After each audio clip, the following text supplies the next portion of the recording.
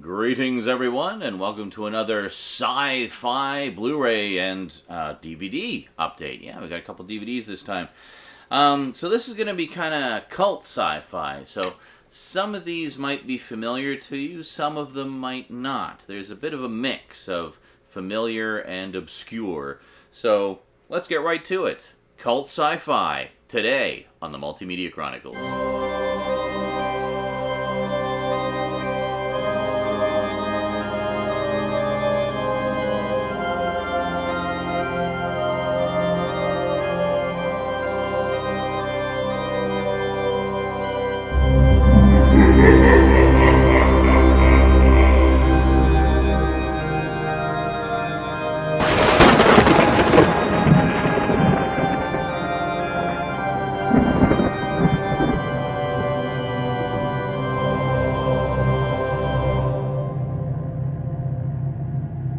Welcome back. Okay, so first up, as you know, I am a huge fan of British sci-fi. I mean, I had to get a whole other bookshelf unit just for my Doctor Who collection, and the entire upper shelf of that is entirely other British sci-fi as well. So, I heard about this series actually through a Facebook group that I belonged to for a while. It's all about practical effects. I think it's just called the Practical Effects Group. But at one point, somebody posted a bunch of pictures of some of the spaceship models and like base space models, space stations. I guess that's what you call them. Anyway, a bunch of the model work from this, and I thought, wow, that looks really cool. And I said, from the British sci-fi series, Star Maidens, and I'm like, Star Maidens? How have I never heard of this? Like, every once in a while, there's like some obscure British sci-fi series that I've never heard of that catches my eye. And I'm like, well, I want to see every episode of that. I need to get that. So, Star Maidens. Let me just read the back here to you. Some of these obscure ones, I'm just going to read the back just so it gives you a better description than I can give you off the top of my head. A British-German-produced science fiction comedy series that explored gender reversal and politics. Set on a planet named Medusa, a world ruled by women, the men exist in subservient roles because they are considered mentally inferior. Because the surface of Medusa is no longer habitable, the residents have moved into a massive underground city. Somehow the planet has entered our solar system, and two scientists from 1970s Earth set out to investigate, causing much of the series to also take place here. The Terran researchers eventually make their way to Medusa and are forced into new gender-specific roles. Interesting note, according to one of the writers, the German producers intended for the series to be a sex comedy, where the British producers intended the show to be intelligent science fiction. This eventually led to the series lasting only one season. Directed by Freddie Francis, Wolfgang Storch, James Gatward, and Hans Heinrich. Written by Eric Pace, Joss von Hardenberg, Ian Stewart Black, John Lucarati, and Otto Strang. I recognize those last three names as Doctor Who writers. Cinematography by Ken Hodges and Alan Hume, produced by James Gatward. And also, interesting to note, Blake Seven fans might be curious to hear that Gareth Thomas is one of the main characters in this as well. So, very cool. Good stuff. So the series only lasted 13 episodes, half hour. Let's take a quick look at the packaging, and there's no extras to speak of. And this appears to possibly be a bootleg as well. I don't know really what the origins of this are. I found it on Amazon. I got all excited. I bought it, and it was a bootleg. Actually, no, I got this on Walmart. This is from Walmart, through the Walmart website. I had a Walmart gift card. I remember now. I had a Walmart gift card from Christmas last year. My God, am I that far behind in updates? I guess so. Anyway, got this with my Christmas gift card for Walmart. Let's take a look. Star Maidens. So I'll show you something interesting about this release. Now remember, I got this from Walmart, from their official site. So it's two discs, no interior art. But it's a burned disc. So I mean, it looks good, but I don't know how official this is. Yeah. I mean, that's the official DVD logo right there, right? Totally. Uh-huh. So, I don't know. Despite its questionable origins, I mean, this is basically the only way we can see this show. I mean, probably it could be a legit, just small studio. Sometimes that's the case. A small studio will get the rights to, like, a couple of shows and do a release, and they'll do them as DVD-Rs because it's cheaper. But, I mean, it does have a barcode and everything, you know, so I don't know. I mean, there's been MOD releases from Warner and stuff like that, so it could be something along those lines, just some independent studio. But then again, I don't see any studio listed on the back. I don't know. Anyway, regardless, don't know any other way to get this, so looking forward to checking it out. So there you go. A nice Christmas present to myself. And it's almost Christmas time again. Anyway, carrying on. Another one I got from Walmart. I basically just kind of browsed and I was looking like, well, maybe there's some cheap TV show sets I can get. I'm in the mood for some classic 70s sci-fi and whatnot. And then I remembered this one in particular starring none other than the man, the myth, the legend himself, Mermaid Man, Ernest Borgnine. I'm, of course, talking about Future Cop, in which Ernest Borgnine plays a cop who is partnered with a cyborg partner. And, hilarity and hijinks ensue. So, here we go. Ernest Borgnine, from TV's McHale's Navy, stars with John Amos, coming to America in TV's Good Times, as two street smart smops, cops who have been assigned a new rookie partner, Haven. But Officer Haven, Michael Shannon from TV's We'll Meet Again, has a secret. He looks human, talks and acts human, but he's not. He's an android with superior intellect and super strength. He's the perfect cop. The cop of the future. It's action-packed adventure as they hit the streets of L.A. to protect and serve. But with a cop killer on the loose and a billion-dollar robot for a partner, retirement is just a bullet away. I love some of these blurbs. Anyway, so this has everything they ever did. They did a pilot movie. They only did 6 episodes of the show, and then they did a reunion show called Cops and Robin. So it includes all of that, which is cool. And this is actually a Mill Creek set, so good old Mill Creek. So again, fairly affordable. It wasn't a big gift card, so these 2 sets were basically all I could get with it. But I thought, yeah, get some new obscure sci-fi for the collection. So let's take a little closer look here at the packaging. And, well, there's no extras, it's just the episodes. Mill Creek stuff is usually bare bones, but we'll take a look at the packaging anyway. Okay.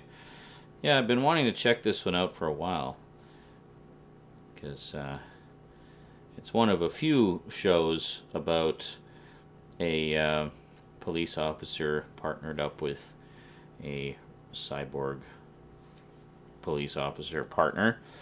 A couple of others spring to mind. There was Man and Machine, which was quite good. Hey, look at this. Not paper sleeves. It's actually a proper tray. Holy crap. So we got the pilot movie and the first 3 episodes. Then we got the last 3 episodes and Cops and Robin. Another one about a police officer and a robot cop was Total Recall 2070, which honestly felt more like a Blade Runner series than it did a Total Recall series. I mean, it felt like both, basically, like kind of smushed into the same universe. It was very good. Anyway, this is Future Cop. This isn't Total Recall 2070. I don't know why I went on that tangent. But, yeah, good stuff. Looking forward to checking this out. And there you go.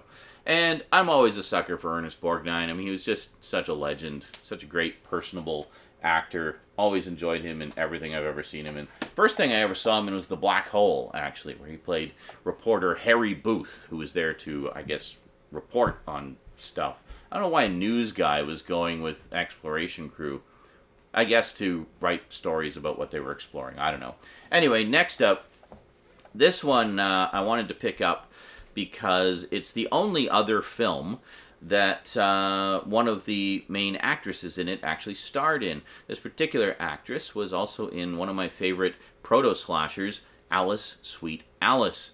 And in this one, she plays a drug dealer who kind of has this special super brand of heroin that the club people like. It's a really weird movie. Let me just show you what it is. Liquid Sky. Now this one has some really cool visuals. It's basically low-budget sci-fi. It's got this really experimental synthesizer score. And this is fantastic. This is actually a special edition from Vinegar Syndrome, and they really went all out. This thing is gorgeous. Let me read the back to you, shall I?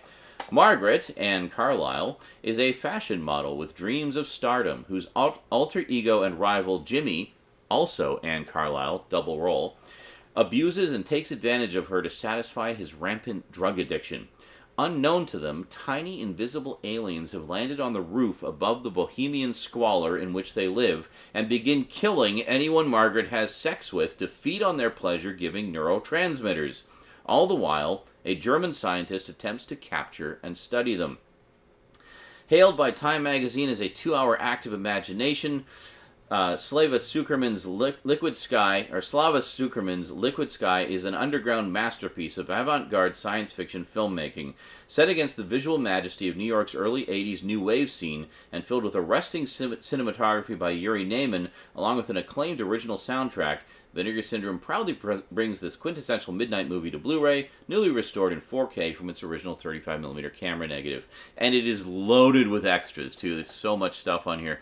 This is a real mind trip of a movie. I couldn't wait to see this because I'd seen just some stills from it, and I was really struck by the visuals and the makeup of the characters and just sort of the whole look of it. It's got this kind of neon-tinged strangeness to it. But really liked it a lot. It's not going to be everybody's cup of tea. Some of the, I guess, sexual aspects of it are a little bit rapey at times, but, you know, it all kind of, I mean, it's not without purpose. It all has purpose. Everybody who does bad things gets their comeuppance in the end. And, you know, it's overall a very, very satisfying and original, like strikingly original film.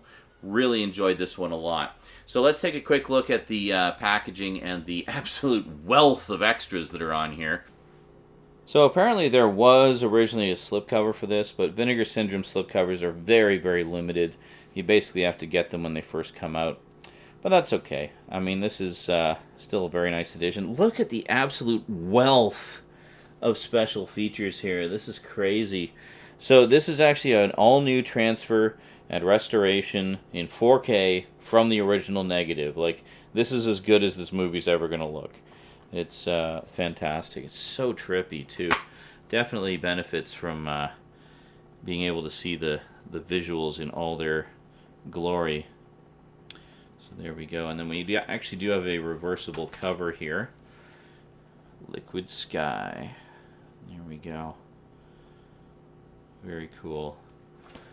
Yeah, this I really didn't know what to expect with this movie going in, but I actually really enjoyed it. It was a hell of a mind trip, but one I enjoyed very much. I'm glad to have had the chance to check it out, and not only that, but to see it for the first time in this frickin' gorgeous edition from Vinegar Syndrome. It really looks amazing. They did a great job. They do great work. So there you go, Liquid Sky. Very cool. I'm guessing there was probably some kind of limited edition. This is the non-limited edition from Vinegar Syndrome. The actress I was talking about, by the way, is Paula E. Shepard. She plays the sort of drug dealer friend of Margaret, who is the main character, and a pretty major character in the movie.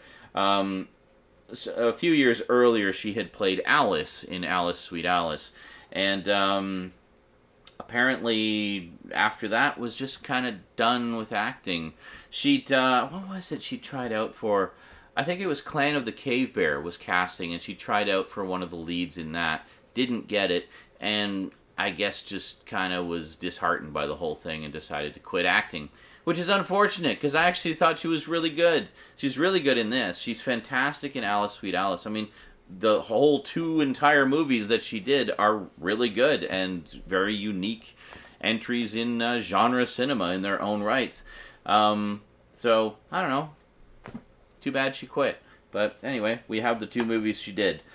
Next up, this is a really obscure one. This is probably one of the most obscure movies I have in my collection, and it's also one that I love. I first heard about this movie in like a sci-fi horror magazine that I was collecting at the time. This movie came out in 1989, and this is when I was living in Selkirk. I was collecting these horror and sci-fi magazines, and I heard about it just in a little blurb about a indie sci-fi movie that was coming soon, and read a little bit about it. They had a couple stills from it, and I thought, oh, that looks interesting. And then my local video store in Selkirk, Manitoba, like the most obscure place on the planet, got this obscure indie movie in. And I was like, oh my god, it's that movie that I read about a few months ago. So I rented it and was absolutely blown away. I rented it, I must have watched it like 3 or 4 times. And so my friends came over for the weekend and I watched it with them, and they were all blown away by it. And so what it is it's called Split. No relation to the M. Night Shyamalan movie. So essentially what this is it's a low-budget dystopian sci-fi in which mankind has been enslaved by, could be aliens, could be cyborgs. We don't really know. It doesn't really matter, because we're following the protagonist, who is essentially this one guy who knows the truth about what's going on, and he's trying to evade detection, and basically he has it's a MacGuffin. Basically, he has a petri dish full of a chemical that will free everyone's minds, but he has to enter it into the water supply in order to distribute it to everybody and make sure everybody, is liberated. And meanwhile, the evil people, whatever they are trying to find him and stop him, because they're onto his plan. They know something's up, and they're trying to find him. But so it's kind of a part chase film, part social satire, part dystopian sci-fi, part comedy, part drama. It's got a little bit of everything in it, but it's a mishmash that just works. So I just kind of searched this out on a whim, because I was thinking about the movie, and I was like, I'd really like to see that movie Split again. That was really good. And I hadn't seen it literally since 1989, and thinking back, I was realizing just how much of it stuck with me. It's just such a trippy movie. Some people just can't wrap their heads around it. They're just like, oh, this is just like a bad acid trip, but it doesn't make any sense. No, it actually does make sense. You just got to pay attention and just kind of get your headspace in the right, headspace. But I really dig movies like this. And also, this is the one and only movie by this director. Chris Shaw? Yeah, who's a savant mathematician and artist. Let me just read the back here. Starker is the one person in a dystopian future who can liberate mankind from trans-dimensional fascists. Okay, that's what they are. Living on garbage and in ever-changing disguise, he drifts from person to person, trying to wake the world from its complacent slavery. But as his ideas start to gain traction, he becomes the singular target of a formidable dictator. Starker must race against advanced surveillance technology and evade countless agents to get his message out to the world before he is neutralized by the forces of order. As much entertaining science fiction as it is an illustration of chaos theory applied to human nature, and featuring pioneering computer effects by MacArthur Genius Grant winner Robert Shaw, Split is the fiercely unique vision of savant mathematician and artist Chris Shaw. So, this is great. This is the 30th anniversary Blu-ray edition. I was not expecting to see this when I went searching for Split. I thought at most maybe I'd find the VHS release, or maybe a DVD release. But no, they actually did like a full remastered 30th anniversary edition. They got all the original negatives and everything from Chris Shaw. He had everything in storage. He gave them the works. Said, here you go, here's everything. And yeah, and then in addition to that, in addition to the original 84-minute theatrical cut, which is what I saw, he also gave them a 104-minute extended cut of the film, which isn't just some additional footage slotted back in. It's a complete ground-up re-edit of the film. So if you get this, I highly recommend watch the theatrical version first, because it's the tighter cut, and it's the one that most people have seen. Then watch the director's cut, because it's a completely different experience. Wow! What a hidden gem! So, needless to say, I love this movie. It's one of the first sort of like really kind of artsy indie films I saw. But while it does have that kind of artsiness to it, I think it's also very accessible, and I like it a lot. So anyway, at some point I might do like a proper in-depth video about this because I really feel like it deserves a lot more attention. But anyway, let's take a quick look at the packaging and the extras. There's actually quite a lot of extras on here. And yeah, let's share a little more of my love of Split. And here we have Split. Yeah, this is definitely one of those hidden gems that I highly, highly recommend. So this Blu-ray has 2 cuts of the movie, the theatrical cut and the extended cut. Director's commentary on both cuts, all kinds of additional footage, interviews with a couple of the original actors, and the original trailer, which has also been remastered using the original film elements.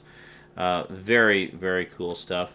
It's full frame aspect ratio, 1.33 to 1. It was not done in widescreen, so you get to see everything in all its glory. And there we go. So we get a nice disc there. And we actually get a little booklet as well, which is pretty cool. This is, for just a small studio independent release, this is a really nice edition, I have to say. I was really impressed with it. And, yeah, there you go. Not a BDR. No, they actually did it good and proper. This is great stuff. So, yeah, definitely recommend checking this out if you like some independent sci-fi. And there you go. So this is from a very independent studio called Verboten Video. I actually ordered it directly through their website and then found out later that they actually do have listings on Amazon as well. So I will attempt to include links to this for you. Yeah, good stuff. Really recommend it. And finally, last but most certainly not least, this is without question the most well-known cult sci-fi title in the batch of updates today, namely the new Arrow video release of Flash Gordon from 1980. Yeah, this was a pretty big one for me growing up. It was my introduction to Queen. And also, I guess, my introduction to Flash Gordon. I hadn't seen any of the movie serials or the comics or anything like that. This was my introduction to it. I saw some of the movie serials later. My dad told me about them, and then some of them were on repeats, and we checked them out. But this is really nice. I couldn't pass this up. This is the limited edition, of course, in the hard box. Beautiful artwork. Let's take a look and see what all this contains.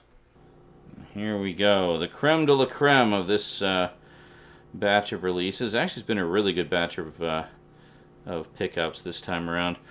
But this, of course, is the Arrow edition of Flash Gordon from 1980. Yeah, great stuff. And as I said, like this is the reason to get it here. Disc 2, Life After Flash.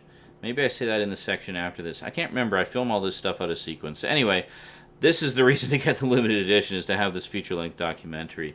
Very cool. So let's just take the J card off of there, and I'll give you a better look at the hard box here. It's very nice. Love this artwork. So if we slide everything out, so, lovely hard box, as always. And there's actually, where is it here? Yeah, so we have a poster. I'm not going to unfold the whole thing, but it's basically, we have the original movie poster, and then you've got the new artwork for the Arrow edition on the other side. So if you want, you can take it out and frame it. And then, of course, as always, with Arrow editions, the limited editions, we have this wonderful thick book full of all kinds of goodies about the movie. Got photos and essays and and everything. It's just absolutely wonderful. And then finally on the disc itself, hey, look at that. We have the original poster art, which is great. Actually, I always really like this poster. It's very cool. And there we go. All the extras on there. And if we crack it open, we got the discs here. And we actually have well, an advertisement for upcoming Arrow releases. But we actually have lobby cards. And then on the back, we have artwork by different artists, which is very cool. It's very nice. Ming wants you. But yeah, this is a fantastic edition, and Alex Ross. That's an Alex Ross painting. I recognize it because it was the cover of a special edition DVD that came out a few years back. Apparently he's a big Flash Gordon fan too. There we go. I think that's... no, there's one more.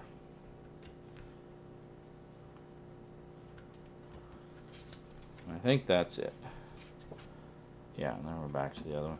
So yeah, nice to have these lobby card reproductions. It's a very nice bonus. And then finally, we do have a reversible cover with this alternate artwork on it. I think I'll just keep it with the original poster art. Though that is very nice artwork as well. But of course it is the same as what's on the hard box, so it just kind of becomes redundant. So much like how I like to do with the Scream Factory releases, I keep it with the theatrical poster art on one side. Now, interestingly enough, I notice that with Arrow, they actually, unless I did it earlier, I might have done it earlier. I was going to say with Arrow, they default to the theatrical poster on the inside, but honestly, I don't remember if I actually did that myself prior to doing this video.